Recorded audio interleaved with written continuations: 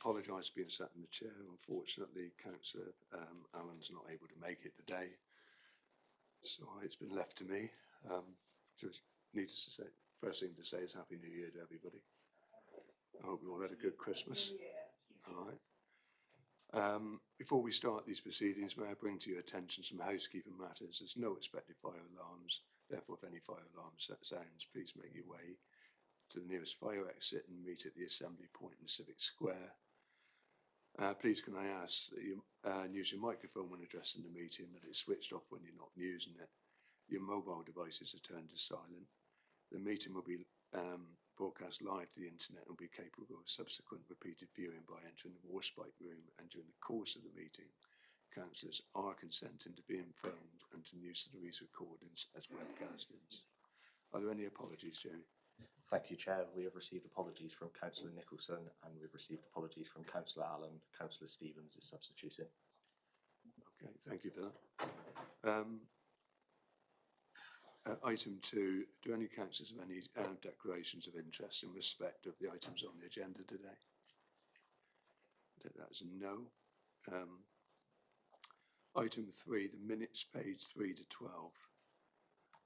Are the committee happy to agree the minutes of the meeting held on the 30th of October 25?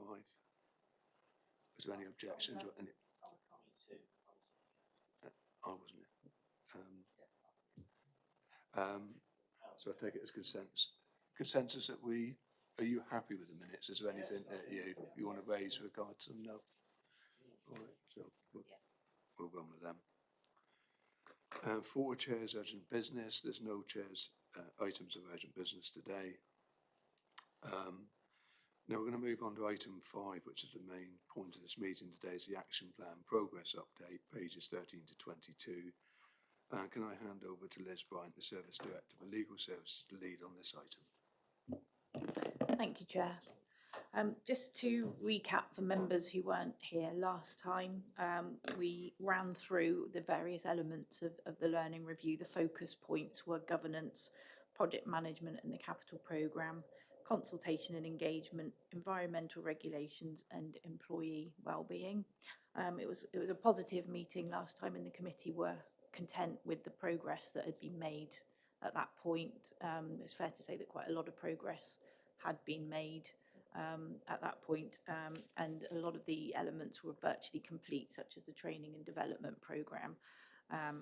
So today I'm going to run through the final aspects of the action plan, and hopefully we'll reach a point where we can close this down today.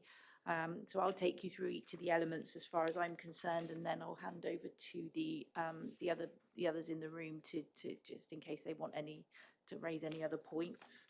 So to start with the governance review, as reported last time, a considerable amount of work had been done to review the constitution with the very specific points raised by the review.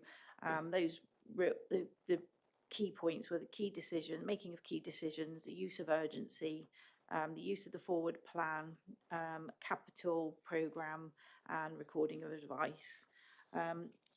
The recommendation last time, and is still the recommendation, is that a full constitutional review is undertaken so that these points aren't considered in isolation, and that's an approximately 6-month piece of work, so that's underway at the moment. But an initial review has been undertaken by Jamie and myself of the constitution to make sure that it's fit for purpose going forward whilst that review is being undertaken, and that we are acting lawfully. So there's a few points to highlight. I've included a recommendations table which arises from a review that was undertaken of our governance arrangements by an external consultant last year. He brought forward some recommendations for us to consider, and then they'll be fed into that external review of the constitution. But so far we've reviewed key decisions. We've had some advice in relation to how we treat those, and we will be reviewing the limits for key decisions in terms of the revenue of £1 million and the capital of £3 million. The advice we've received is that if we are to comply with the government guidance on key decisions, then those thresholds are high. We are required to be in line with other authorities of our size and constitution, and having done a review of all of those authorities, we are considerably higher in terms of our key decision thresholds, and that then has an impact on how we deal with the other element of a key decision, which is whether it's significant for 3 or more wards.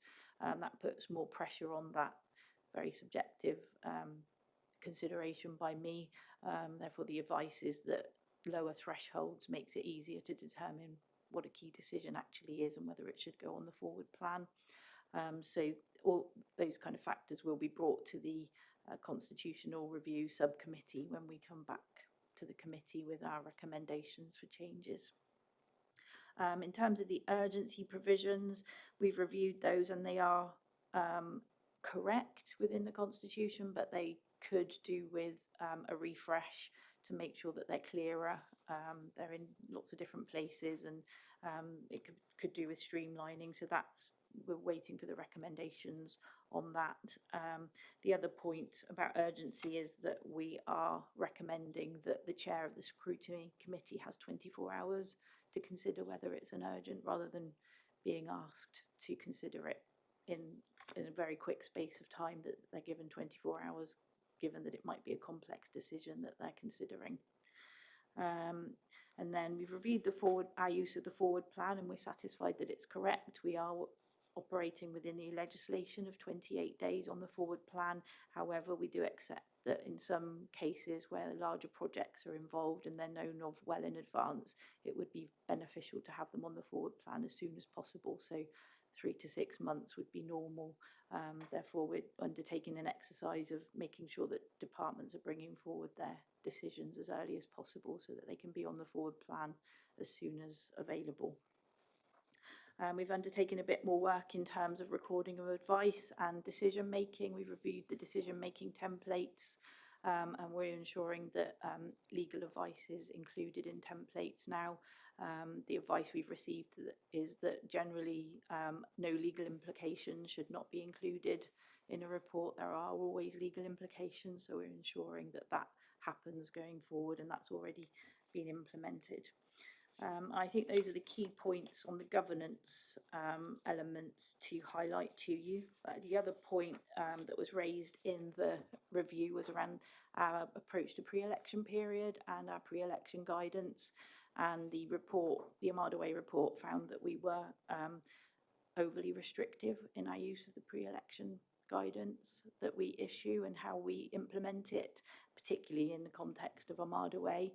And the legal advice, which I've only actually received this morning, is that the external legal advisor is in agreement with that statement and has reviewed our guidance and provided some recommendations for change to that. So my proposal is that I bring that to a full audit and governance committee with our proposed amended pre-election guidance for the committee to consider, if the subcommittee are happy with that, and that being the only update I provide for you today. But for the purposes of the action plan, we have undertaken the review and have recommendations for change, which I consider marks that as complete.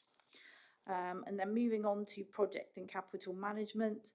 At the last meeting, there was limited to report on the introduction of the CPMO, the Corporate Programme Management Office, but that's now moved forward considerably. And for the purposes of the Armada Way action plan, the CPMO has been put in place to assist with control of projects and programmes. It will identify the benefits of the projects. It will assist with budget tracking and financial controls, which was an issue with Armada Way, risk management, stakeholder engagement and governance. It's important to point out that it doesn't change the responsibility and accountability for project delivery. It's there to assist and provide an overall overall oversight for all projects, so that there's one central place for monitoring. But I'll turn to Pete and Si a little later to give you some more detail on that. Good. And then the other part of that was the capital programme and how the capital programme is managed. In terms of the capital programme handbook, there were recommendations for the capital programme handbook to be updated and amended. That's now been undertaken, and there were recommendations for change which have been considered by the capital programme officer group, and those are going to be finalised and brought back to the Audit and Governance Committee for a further review, not at the next committee, but the one in February. Consultation and engagement framework was complete last time when we reported to you. The framework had been embedded within the council. It had been sent round to all staff to ensure that staff are aware of what they should now be doing in terms of consultation and engagement. There's a new training plan in development to ensure that staff are trained in consultation and engagement, and there will be an officer responsible for assisting with that going forward. The other part of the consultation engagement was ensuring that there was a vision for the city centre master plan. We reported last time that we were procuring for an external consultant. That's now happened, and WSP have been appointed as the consultant to take that forward to create that vision for the city centre. And then moving on to the environmental regulations, we discussed last time that the tree management principles document was due to be considered by the tree steering group and the scrutiny committee. Both of those have now happened. The scrutiny committee panel considered the document on the 3rd of December and were very supportive and provided positive feedback, and the feedback from the tree steering group has been included in the document as well.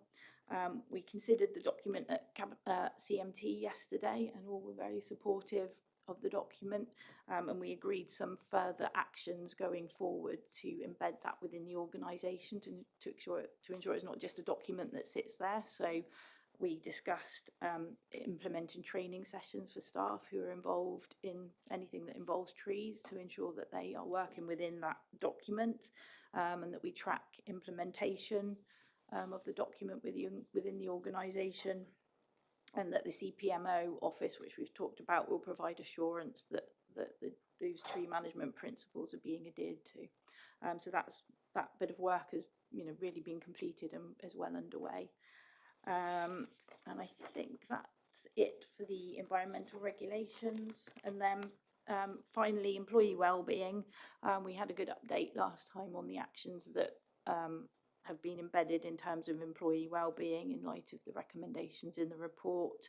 A staff wellbeing survey has been undertaken since the last meeting, and the results have been analysed and reported to the corporate management team, and then any further actions arising from that are being considered, and the training and development plan has been embedded within the leadership development programme, and then a module for all staff is being implemented as part of their induction programme, and it's available as an e-learning module. So those are the key items for you to note. As far as each of the actions are concerned, we consider that they are all complete, but if I can hand over to Si and Pete if they have anything to add from the corporate management programme. Yeah, thank you, Liz. Hope you can hear me okay. So first of all, you may not have seen me before, so Simon Bellamy, I'm the Chief Operating Officer, and in terms of responsibilities, I've got responsibility for overall oversight of delivery of the Corporate Programme Management Office, obviously working with Pete Honeywell as well. So the immediate actions, I think, have been completed and they've been reported upon. What I want to kind of clarify really today and to bring to life is the sense of the functions that the Corporate Programme Management Office will have are going to be on an increasing level of maturity. So what I mean by that is we've got the initial functions that are complete in terms of oversight and the things that came out of the learning review.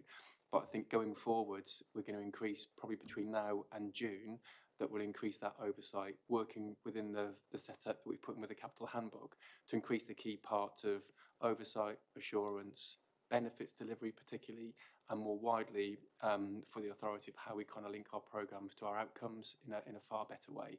So I just want to bring those things to life. Happy to take any more questions if you have them, but I'll hand over to Pete now, any more specific detail on delivery of the CPMO and specific detail on a few points.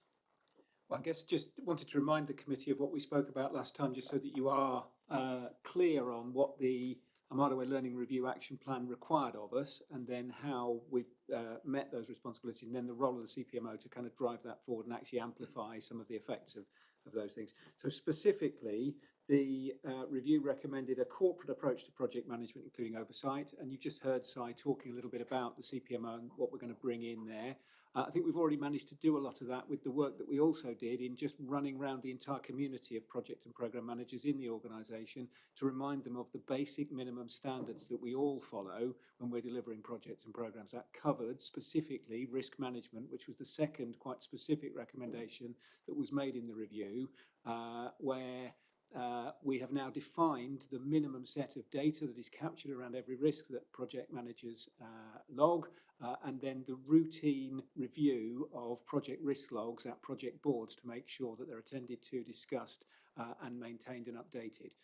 That, I think, met the basic requirements of what the review had asked us to do. What we've done, as I say, and what Si's just described, is taken the view that actually to cement this into the organisation and to make sure that that community of project managers are properly supported, and the organisation as a whole is given assurance that our project management arrangements are defined and maintained and adequately being followed, to implement a corporate programme management office.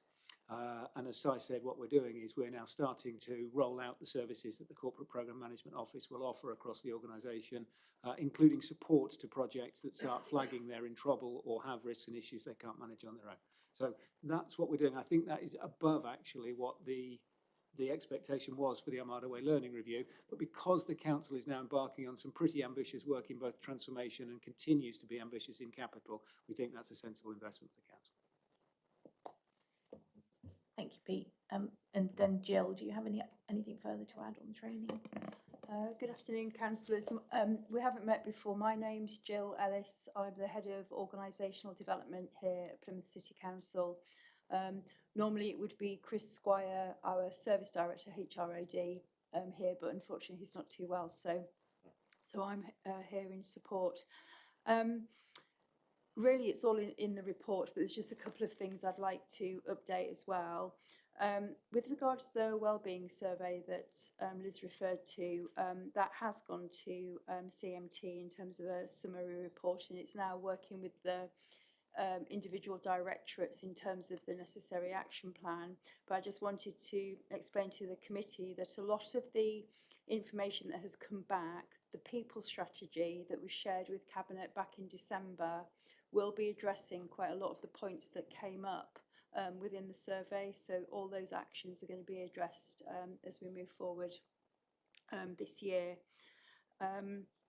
With regards well-being, again, there's just a couple of areas I wish to update you on as well. The procurement of the alert devices that was referred to in the action plan, my understanding is that is being handled now. It's all been taken forward. We're linking with DELT to get that procurement underway, and we're aiming for the implementation rollout in April of this year. The second point is with regards to the design of the dangerous sites database. That has been complete, so I believe that all actions related from the review that were within the HROD area have been addressed. So thank you. Happy to answer any questions that you may have. Okay, thank you. Thank you. And thank you, Chair. That completes our updates. So if the committee have any questions. Before I ask any questions, I'm going to open it to the floor. Is there anything you would like to ask?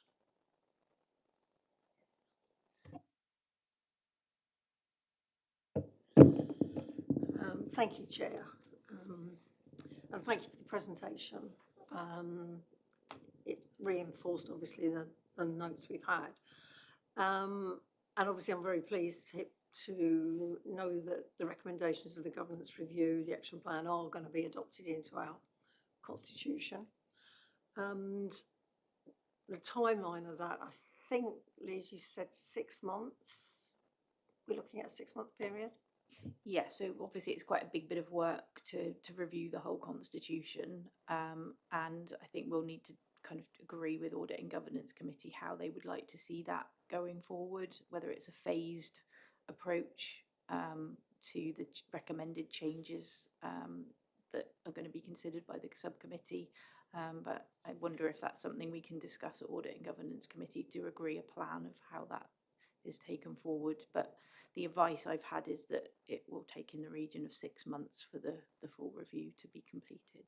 And that has already started. That started last year. So I would anticipate by June we should be in a position to have that work completed. It's obviously important because we've got this huge city centre master planning going on, and there are obviously direct routes into that. And I was pleased to hear from Pete that, you know, that's already in the thinking. But obviously we don't want to push things back, push training back, whilst we've got such a big project potentially underway. That's an important point, and I think the key recommendations from the learning review are the most important ones that we want to change first, and they are the most relevant to those points that you've raised.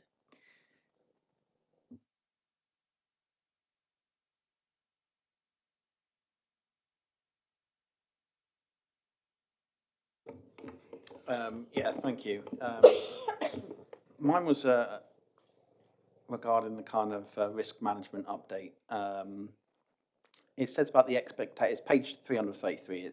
It talks about the expectation from central government and public bodies. Sorry?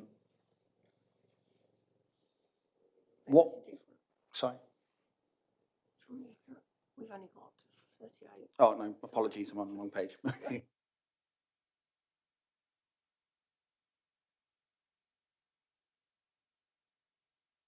Thank you. Sorry to come back. The Corporate Programme Management Office, and it's how it's set up.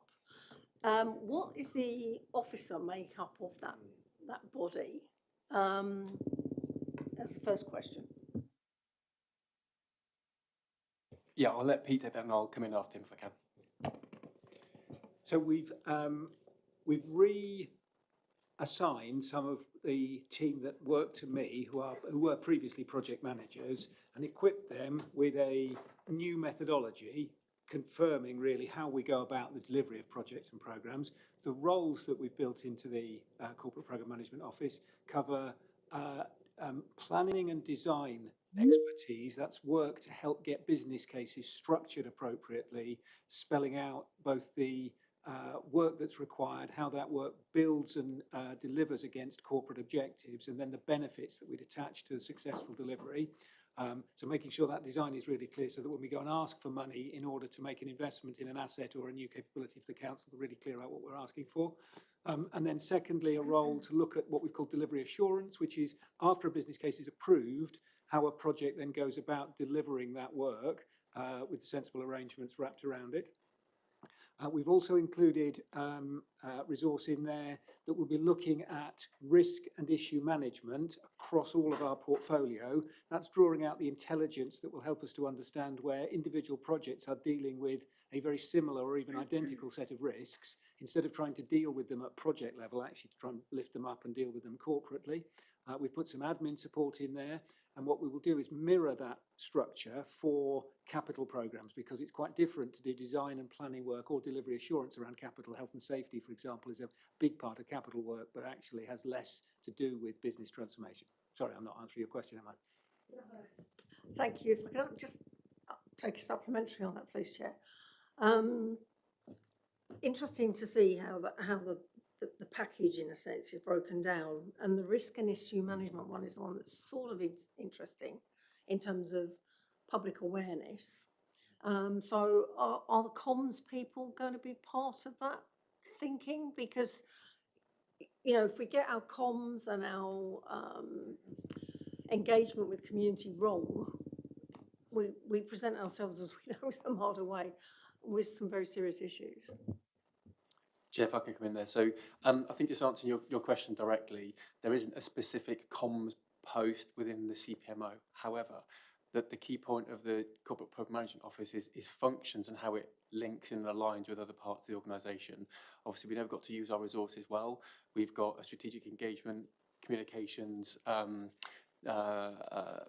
teams that are set up to engage with our communities. So the important thing is the CPMO's function is to bring these critical things to life, to present them in a way that's balanced, and therefore leveraging then across the whole organisation to structure that in a way is how does that deliver an action for our communities and respond to maybe concerns. So what, in answering that directly then, we've got a sense of we're not trying to create a brand new pillar within the organisation that's isolated. We're trying to make sure, are we aligned across the whole organisation, and the CPMO being able to have good oversight of those functions, i.e. How we address maybe a concern that comes from communications and make sure that's tackled then at the right level to give a response. That I hope gives some confidence where it sits. It's interesting what you've just said about comms. Well, that's my professional area, both by degree and member of the Corporate Institute. How do you have a risk management structure without comms acting as a boundary function within the CMT? Now, if you go back to basic academic books, this is academic books that we had, the principles of basic communication, it seems that what Councillor Rainsford has just said is missing. If one was to take the professional view here, PR and PR professionals should have considerable potential to influence the process of strategic decision-making through insights that they can offer to management's relationship with key stakeholders and its environment. And that's in the first paragraph of the basic principles of PR. Now, when you talk academically, and if you go to the Institute of Public Relations, PR should always be a boundary function at corporate level. Because at corporate level, you only fed what people in the middle want you to know. You don't actually know what's happening at the rock face. And this is where the discrepancy exists between what the public get to know and what those in the directorship get to know. So if we have no boundary function to which there is a PR professional in there, and when we look at it, and if we go into just the basics of PR, it's not about writing endless press releases, justifying or spinning the sun is shining, or tinking and trying to sell the indefensible. Its primary function is to assess corporate risk decisions and point out a simple concept at decision-making level of cause and effect. So you're planning X, what is the cause and the effect? Perception of, called reputation management, a very simple. And that includes financial crisis management, high-value projects, hence corporate social responsibility. You cannot sell a pup to a dog after it's born, excuse the pun. And it's not a one-way monologue, which I would suggest is the norm here, because we have not got PR and treating PR where it should be. It shouldn't be there to justify the decisions that you make. And I think this is where Armada Way is going wrong. I think this is where all the corporate decision-making is going wrong, and why there is a disconnect between the publics, to which we represent, and yourselves. Now, the problem is, if you fail at your level, it don't matter which political party or who we represent as individuals, as councillors on this authority, it's us that take the brunt of it and take the front of it. So we act as a firewall between yourselves. So we take responsibility for the decisions you make. However, if you've got corporate social responsibility, you've got the professionals embedded, when you say about risk management structure, it should have a PR professional in there. And if a councillor, say when projects at conception stage, say the management stage, no councillors were involved in it, Armada Way at management stage, and maybe it comes to the political party in power, but there's nobody there to which anybody, any councillor can come to and say, well, look, what's the concept of this idea? Don't you think, rather than the idea being conceived and then dropped into the scrutiny process, that it actually comes into the scrutiny process as an embryonic stage, shall we say? Just discuss it. And then you can draw out a better way of sort of saying, well, look, is it going to work? Is it not going to work? Is it worth going to the publics with this? Is it worth looking for finance? And this is where, as I said, if we treat PR in the proper way it should be treated as a boundary function, it's valuable to both yourselves, to councillors and the public and stakeholders we support. And I think that's where I think that we still, to a certain stage, while it's all brilliant, it's great, because the perception of Plymouth City Council out there, if you speak to people on the street like we do, they're useless. They never do anything properly. All the capital projects are overrun. How are they overrun? You've got Central Park, which is falling apart. You've got somebody that's come up with a Manadon interchange thing, but not dealing with the actual problem being the flyover, because nobody can get off the roundabout, but you want to spend £150 million on it. You can't spin that afterwards. Whereas if you spoke to people before, and sometimes contrition is like, as me and my committee one day over Central Park, was a big protest over it, because it's all gone wrong up there. The ponds aren't holding the water. It's leading to further flooding down into Fort Park Road. We still have not resolved the situation up there. But sometimes, like I had to, as chair of the committee, and I took it from a PR point of view, was to say, I apologise for the wrong we've done. We will relook at that decision, but it has to be a meaningful decision. But it has to, again, it's that two-way relationship between PR, it's representing what the stakeholders feel, to the CMT, and the CMT then coming to a reasoned decision with all the facts in place. It's better to do that than me have to put on my academic head and head into a thing called crisis management. We all know when Piper Alpha went up, it caused huge problems to PVT. We know when Pan Am went down, it was the end of their company. We know when Townsend Thorson rolled over and killed all those people, it was the end of the company. That's the damage to risk reputation. We need to increase, through this committee, the reputation of this council, to show we are a listening council. And sometimes, yes, being contrite to say we got things wrong, but the most important thing is that seed of communication between councillor, stakeholder, and the corporate CMT, and the ability of scrutiny at the embryonic stage to start looking at these things before they get out of hand. That's just where I'm coming from. If I just leave that and then we'll come back to Bill. Thanks. Yeah, I had a couple of points. Firstly, to Liz, you mentioned the recommendations that I think you said you've only just received on the pre-election issues. Sorry? Sorry, carry on. Okay. Can you get those out to us as early as possible in terms of information? Because I think that's something that frustrates people on occasions, and I think if we are being told that some change or readjustment might be the way forward, that would be really helpful if we could have sight of that, and your thoughts, obviously. So for the purpose of this subcommittee, this is to just review that the actions have been undertaken, which they have. With the pre-election guidance has been reviewed. It's not for this committee to decide what's going to happen with that. Obviously, I can't get this done into a report for audit and governance in time for next week, but I was proposing to bring a full report to the February Audit and Governance Committee, setting out in detail the advice and proposed changes to the pre-election guidance for staff for you to consider. Would that be? Yeah, that makes sense. I wasn't here last time, so if I suggest that we reinvent the wheel at some point during this meeting, if everybody can give me a metaphorical kick under the table, like the real ones Alison is giving me, that would be that would be helpful. My second point sort of touches on the points that you were making, Lee. Risk management, and it says identifying. Well, you can't do risk management until you've identified it, unless you identify the risks accurately and in a timely way. And it does. I take your point that sort of function should be as high in the hierarchy, and I'm going to use lay language, so apologies for that. Should be as far up the chain in the hierarchy as possible. I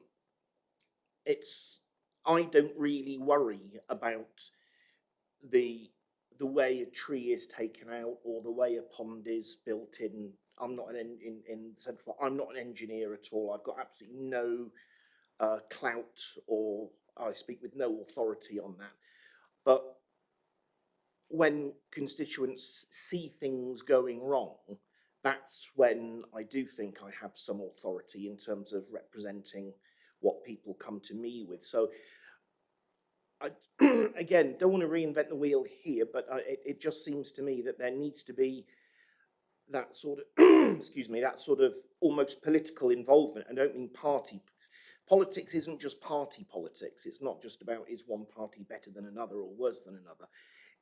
We, the four of us in this room, have that hotline to the people who actually fund all this, who will have to live with it for generations to come.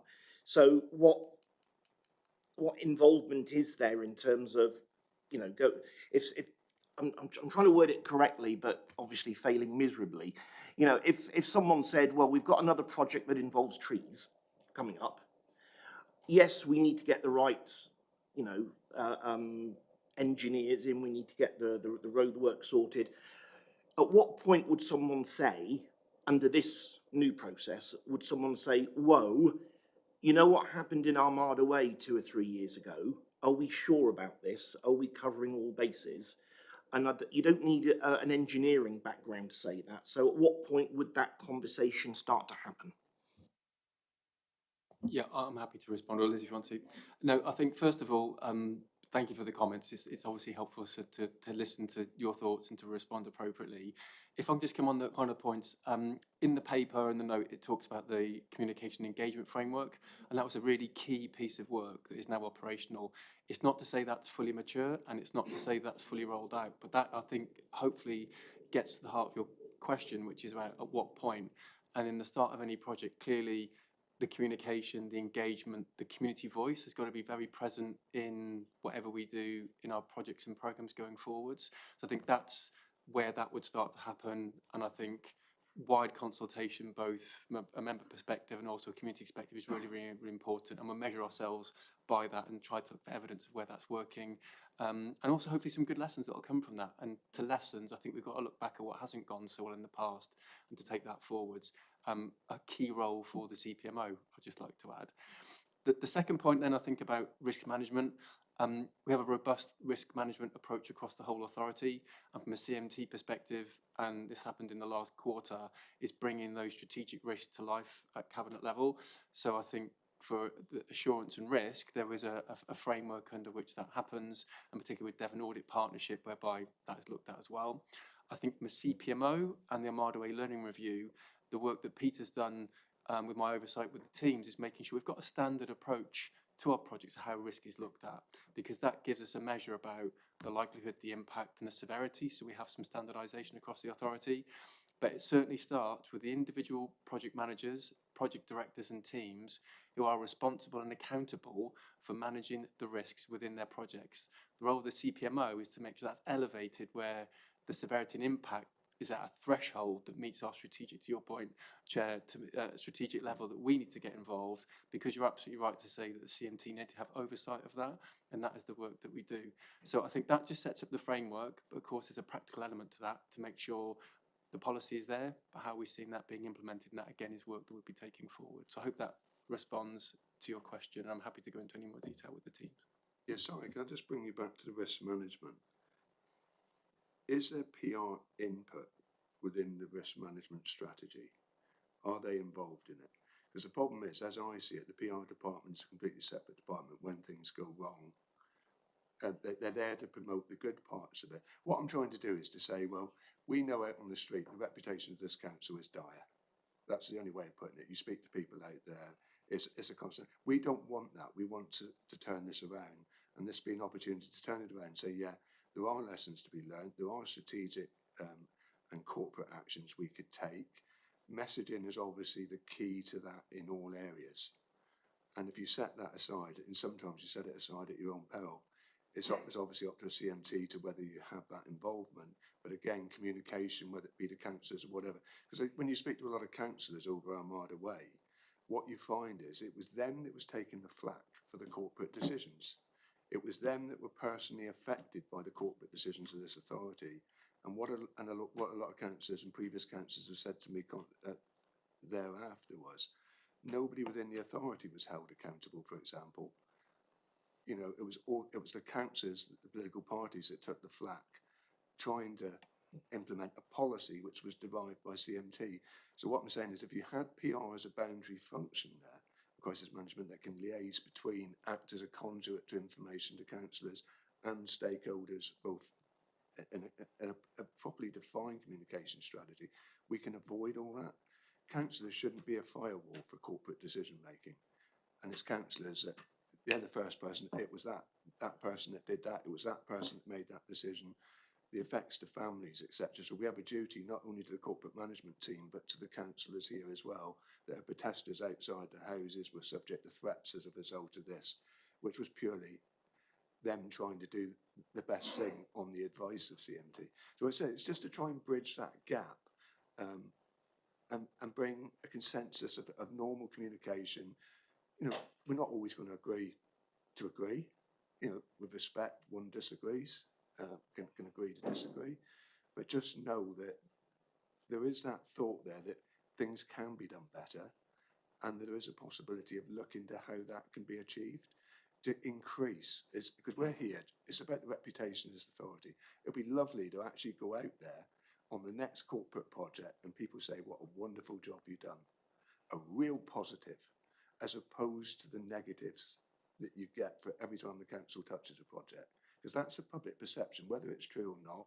We know differently in some respects, and we know the difficulties you guys experience.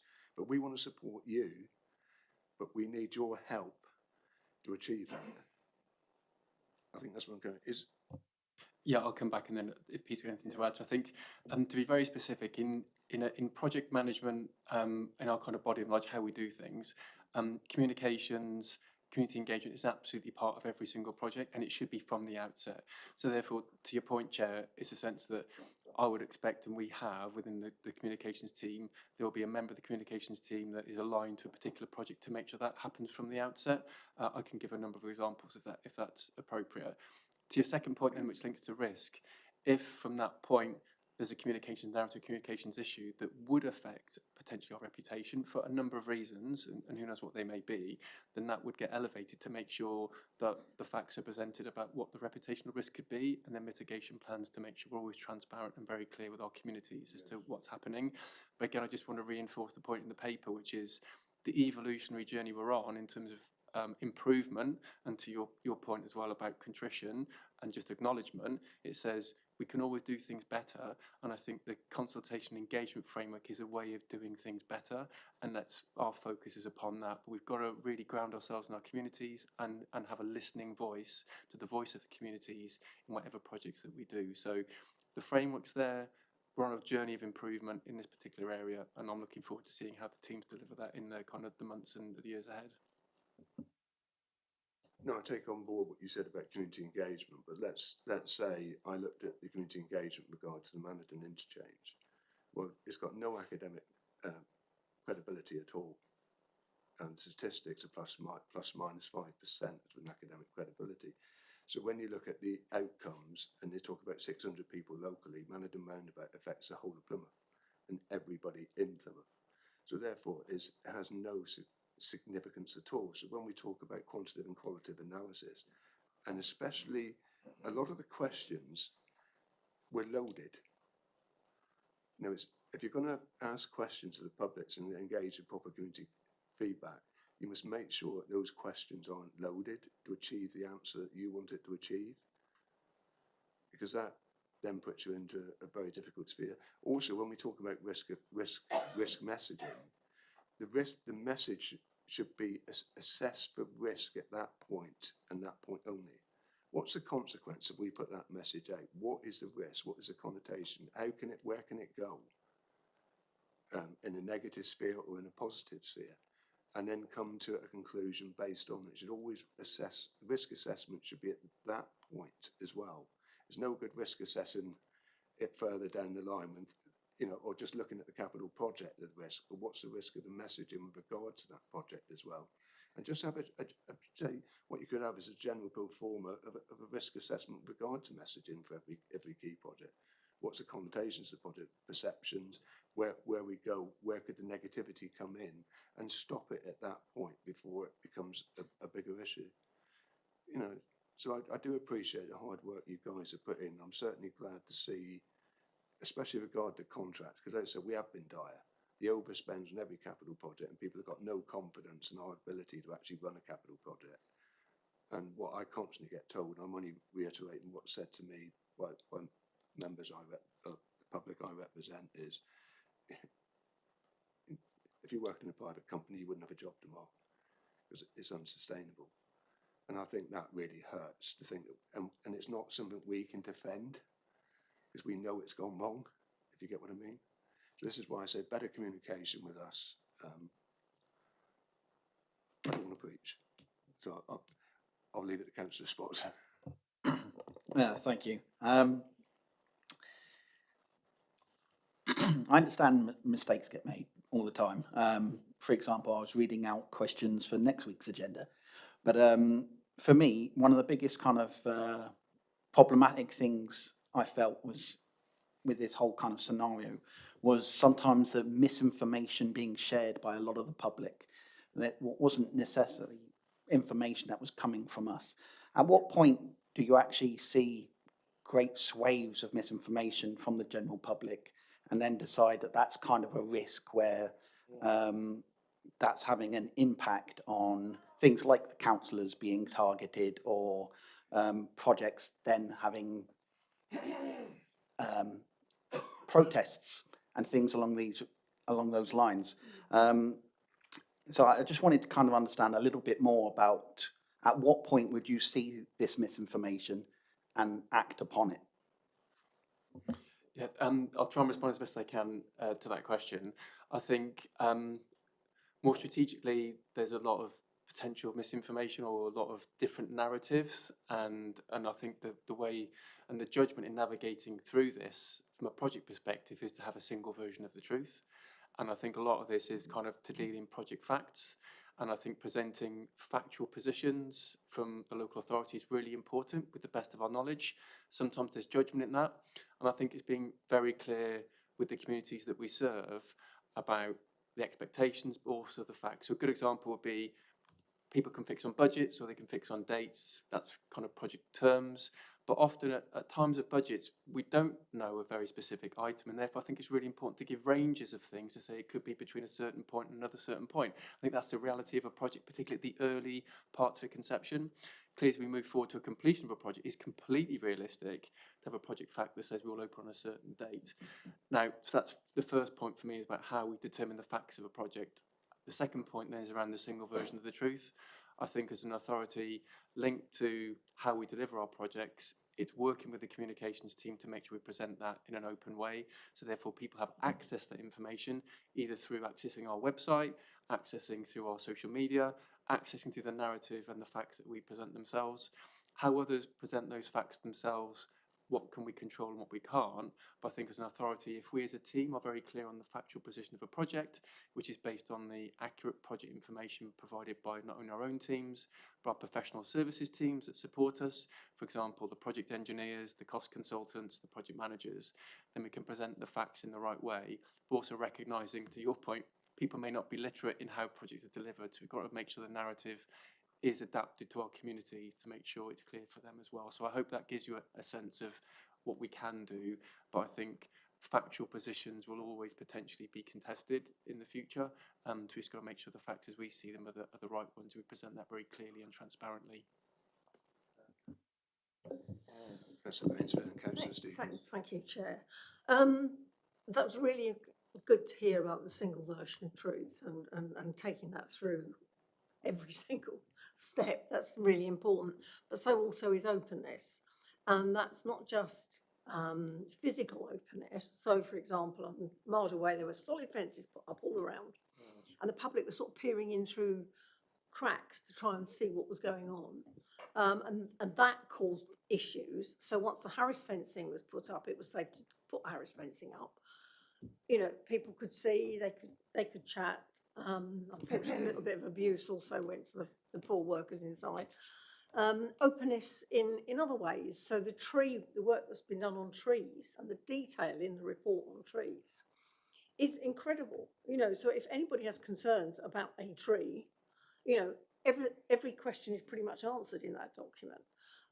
So, you know, I applaud that, but we'll just say openness would also, for me, be a bit of a priority. Could I ask on the back of that though, there are successful big infrastructure projects out there where stakeholder engagement has been done really well.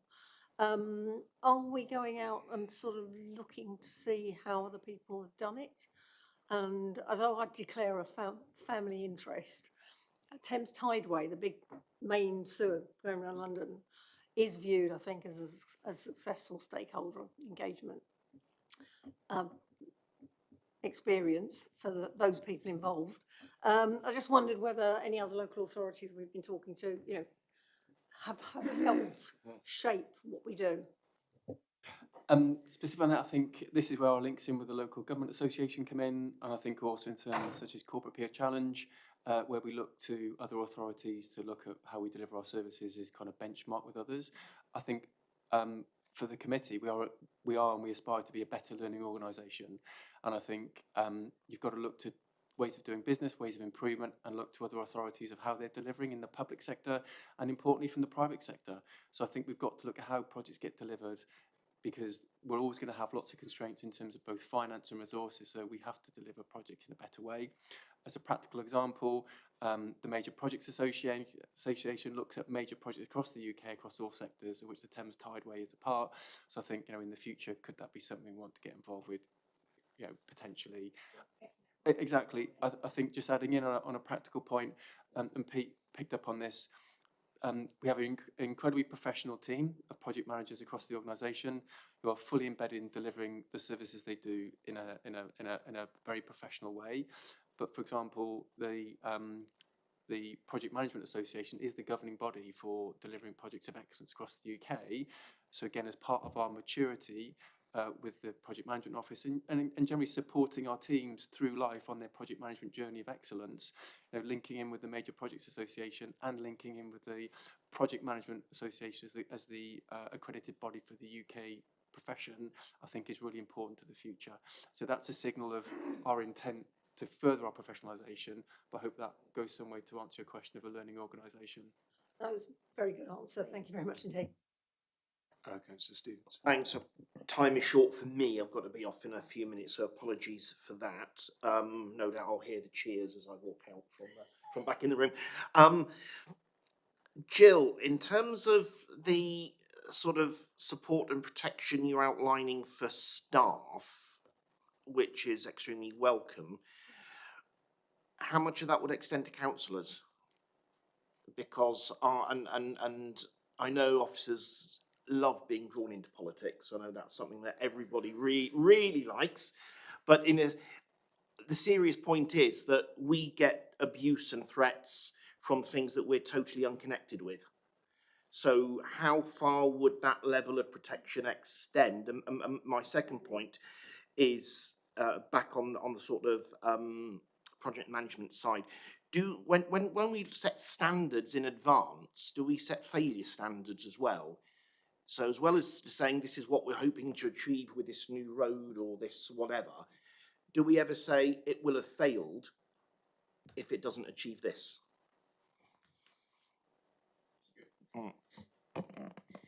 Thank you for your question. I'll do my best to answer it. So it's a very good point that you raise.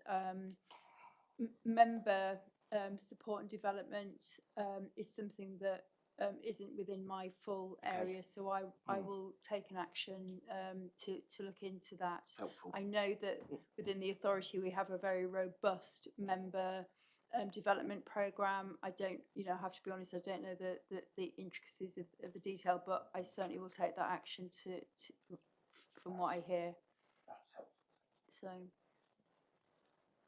Yeah, thank you, Jill, and thank you all. I think the main thing that comes out is about ethical communication. Chair, could I don't want to be cheeky at all, but I really have to go.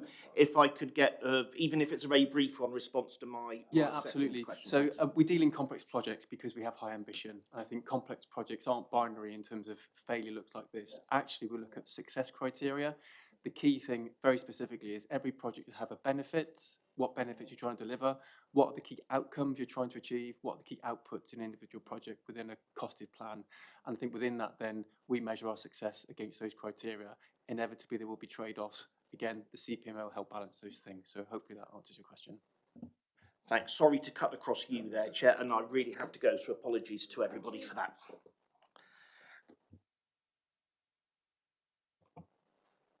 Any further questions?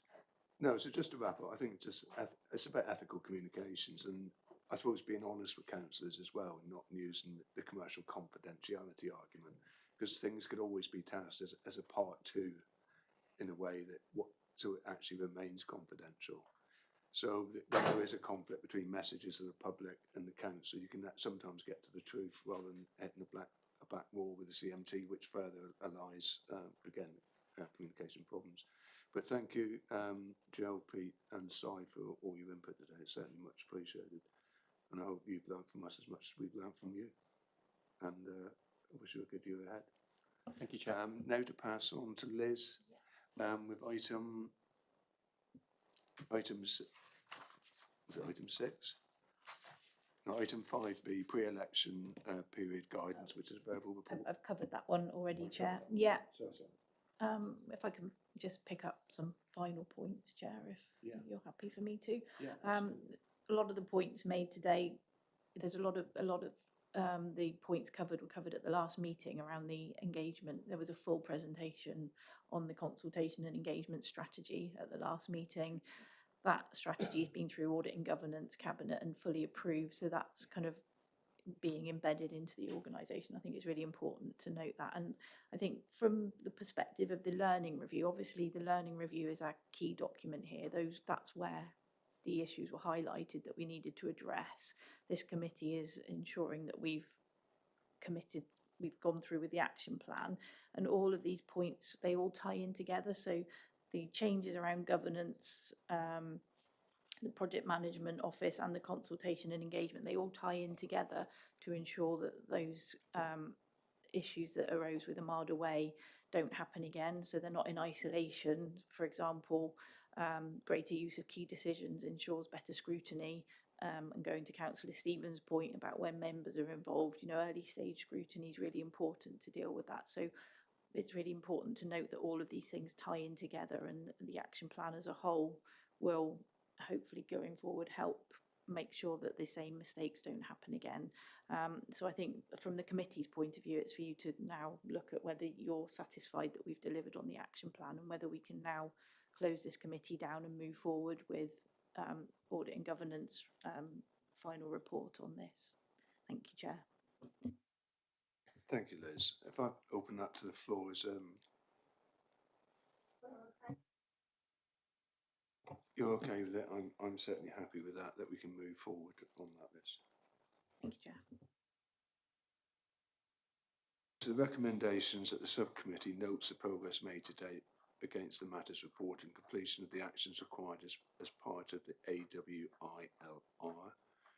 Point 1 and 2 considers whether any recommendations are required in relation to implementation, and whether there are any matters which need to be escalated to the Audit and Governance Committee. I take it that there's nothing really to be escalated. Thanks, Chair. I mean, clearly we're going to get some more detail to the committee about pre-election guidance. I think that's the really important bit here. Thank you, Chair. If you're happy, I will do a final report to Audit and Governance next week to just report what's happened here, and then I will bring any further details to the next Audit and Governance, particularly the pre-election guidance after that. Thank you. Okay, thank you, Liz, for that. Item 6, the committee to note the action log. So that's just for noting purposes only. Needless to say again, thank you all for your time and your input today. It's been much appreciated. And I hereby close the meeting at 1 o'clock, so we haven't done too badly for now.